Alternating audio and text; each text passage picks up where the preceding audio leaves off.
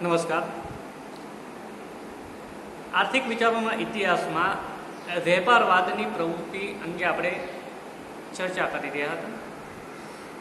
વેપારવાદની જે પ્રવૃત્તિ છે એ 17મી સદીની અંત ભાગથી શરૂ થયેલી જોવા મળે છે.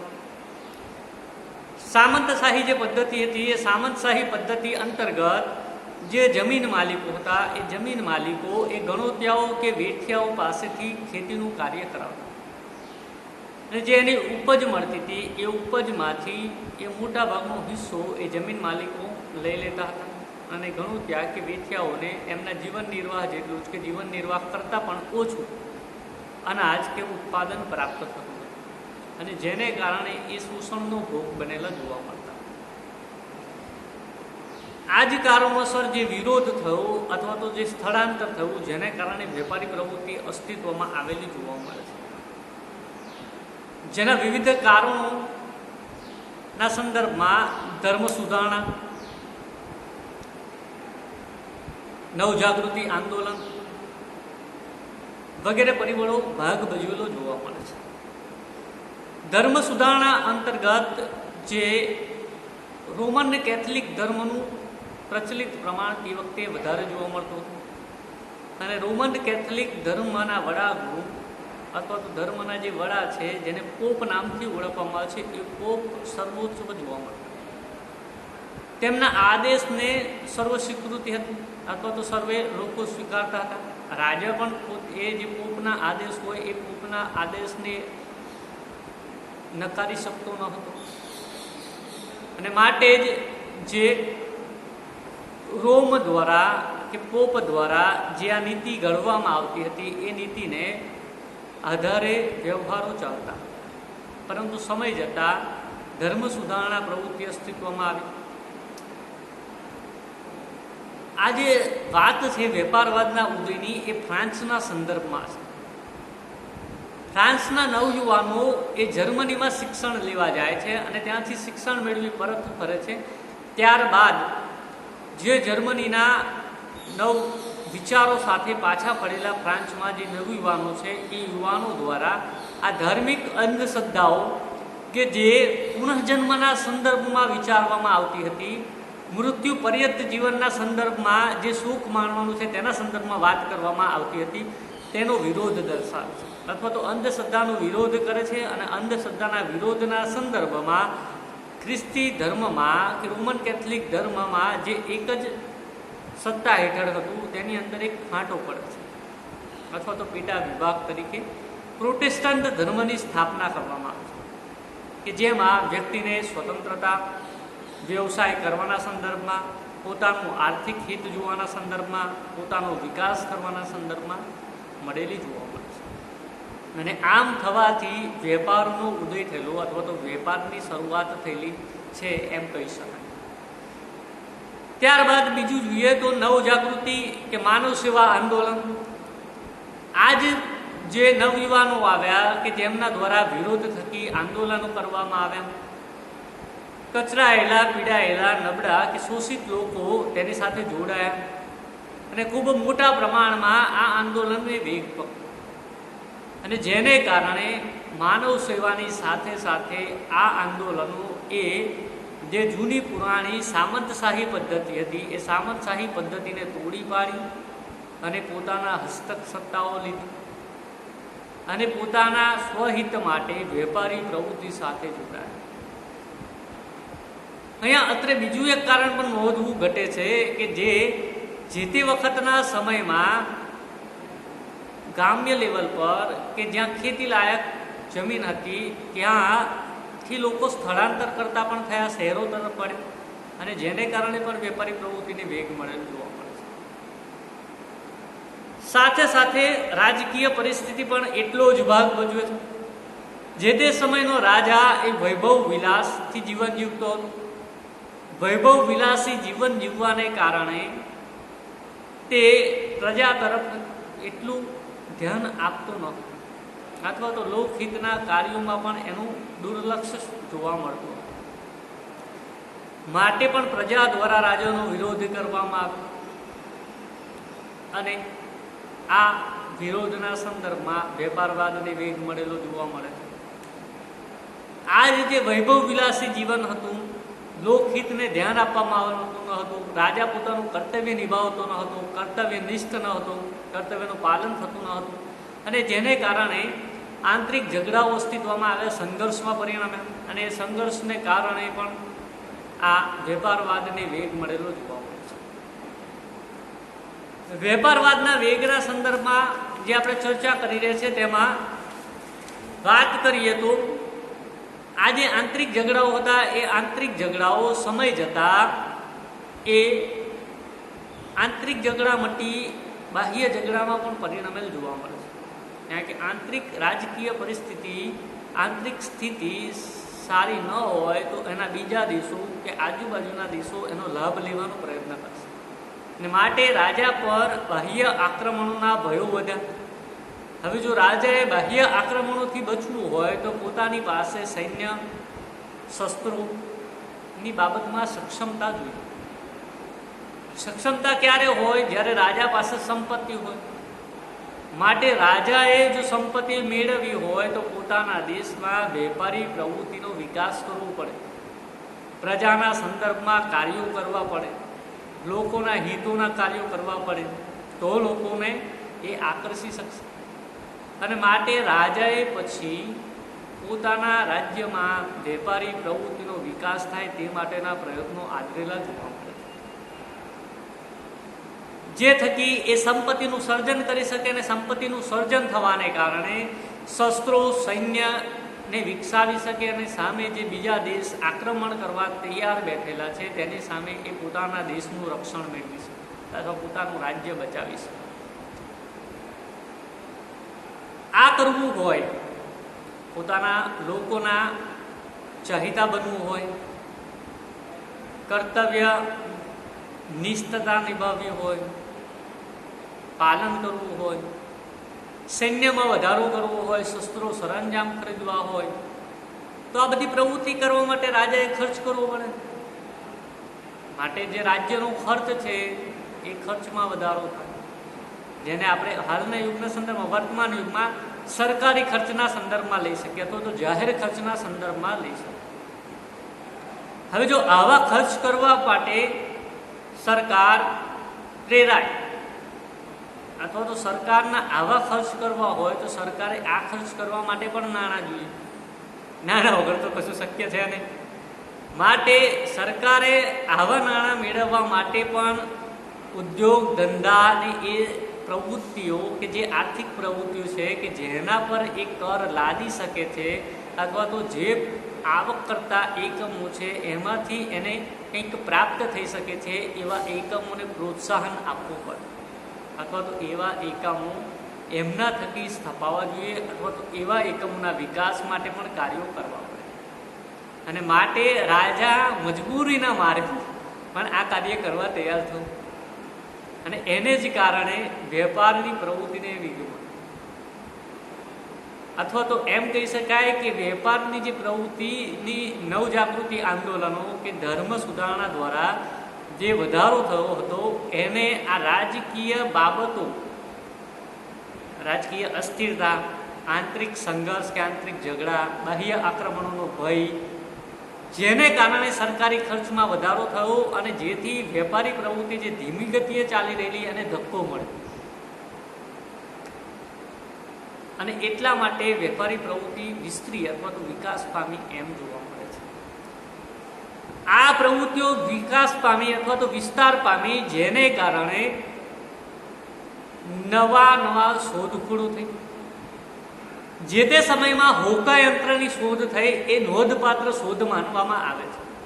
આ હોકાયંત્રની જે શોધ છે જેના થકી 1492માં કોલંબસે અમેરિકા ખંડ શોધ્યું, વાસ્કો દી ગામાએ નવો જળમાર્ગ શોધ્યો, અને આ નવો જળમાર્ગ શોધાવાથી, નવા માર્ગો શોધાવાથી નવા વેપારના કેન્દ્રો વિકસેલા જોવા મળે છે. અત્રે નોંધીએ તો ઇંગ્લેન્ડે પોતાના વેપારો અન્ય દેશો સાથે પછી વિસ્તાર્યા. આ શોધખોળોને પરિણામે ઇંગ્લેન્ડ, આ જે બંને શોધખોળ થઈ એ ઇંગ્લેન્ડ દ્વારા કરવામાં આવીને એને પોતાના વેપારો બીજા દેશો જે શોધ્યા એની સાથે વિસ્તારેલ જોવા મળે, અથવા તો તેની સાથે વેપારમાં જોડાયા, જેને કારણે પણ વેપારી પ્રવૃત્તિનો વિકાસ થયેલો જોઈ શકાય છે.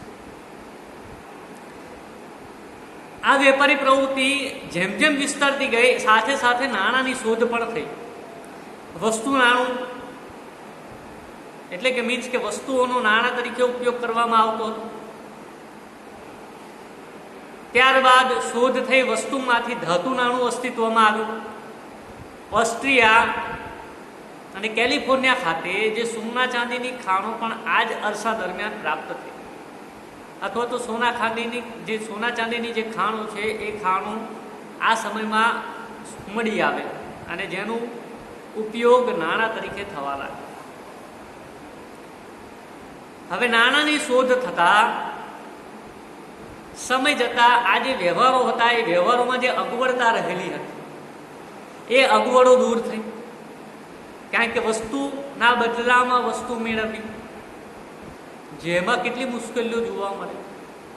નાશવંત વસ્તુઓ હોય તો સબ બગડી કે સડી જવાનો પ્રશ્ન.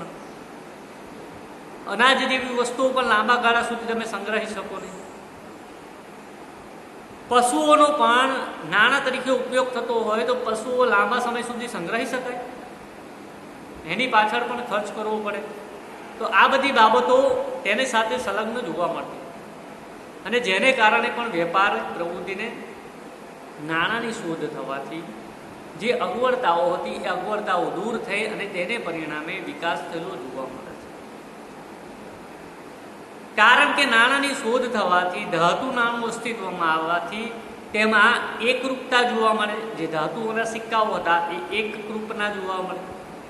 તેનું કદ એ એક પ્રકારનું હતું, તેનો આકાર એ પણ સરખો હતો, કે જેથી વ્યવહારમાં જે મુશ્કેલી હતી એ વ્યવહારની મુશ્કેલીઓ દૂર કરી શકે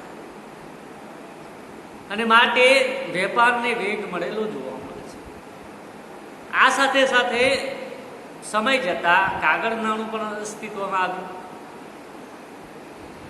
અને એ કાગળ નાણું એ શરૂઆતમાં સોનીઓ દ્વારા, કે જે સોનાનો વેપાર કરે છે એના દ્વારા અસ્તિત્વમાં આવેલું જોવા મળે છે.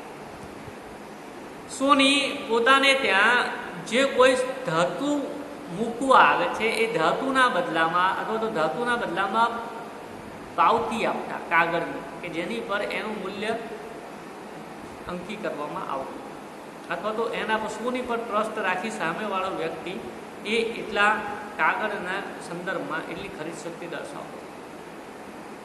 આમ સમય જતાં જે નાણાંની શોધ છે એ નાણાંની શોધ એ વસ્તુ વિનિમય પ્રથાની જે મર્યાદાઓ દૂર કરી, જેને કારણે વાણિજ્યિક પ્રવૃત્તિ કે વેપારી પ્રવૃત્તિનો વિકાસ થયેલો જોઈ શકાય છે. ત્યારબાદ વાત કરીએ તો નાણાંની શોધની સાથે સાથે જે સોના ચાંદીની ખાણો શોધાઈ એ સંદર્ભમાં યુરોપના દેશો સાથે પણ વેપારની પ્રવૃત્તિઓ વિકસેલી જોવા મળે છે અને યુરોપના દેશોમાં પણ વેપારમાં વધારો થયો. તેમણે વિદેશ વેપારમાં વધારો કરેલો જોવા મળે છે. બીજા દેશો સાથે વેપારો કર્યા. યુરોપમાં નવા નવા દેશોની શોધખોળ થઈ, જે પણ આ બાબતને વધુ મહત્વ આપતી જોવા મળે છે. સાથે વેપારી પ્રવૃત્તિનો દિન પ્રતિદિન વિકાસ થતો ગયો. લોકો જે વેપારી પ્રવૃત્તિથી જોડાયેલા છે એ વેપારી પ્રવૃત્તિથી જોડાયેલા લોકો પાસે સંપત્તિ ભેગી થવા માંડી, ભૌતિક સંપદાના સંદર્ભમાં સંપન્ન બન્યા અને માટે આવકના સંદર્ભમાં આપણે ઇકોનોમિક્સમાં એના બે ભાગ પાડીએ છીએ. Y is equal to C+S. Y means કે આવક, C મીન્સ કન્ઝપ્શન વપરાશ અને S બરાબર સેવિંગ બચત. તો તે સમયે પણ બચતનો પ્રશ્ન ઊભો થયો.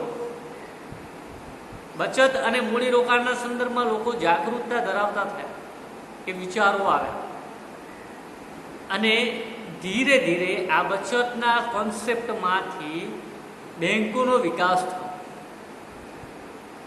કે બેંક અસ્તિત્વમાં આવેલી જોવા મળે છે અને બેંકોનો વિકાસ થવાથી ધિરાણ ની જે પ્રવૃત્તિ હતી એ ધિરાણની પ્રવૃત્તિ થકી મૂડીરોકાણમાં વધારો થયો, સરળતાથી આપલે થવા લાગી, નાણાં સાચવવાની જે મુશ્કેલીઓ હતી એ દૂર થવા લાગી અને વેપારિક પ્રવૃત્તિને વિકાસ કે વેગ મળેલો જોવા મળે છે.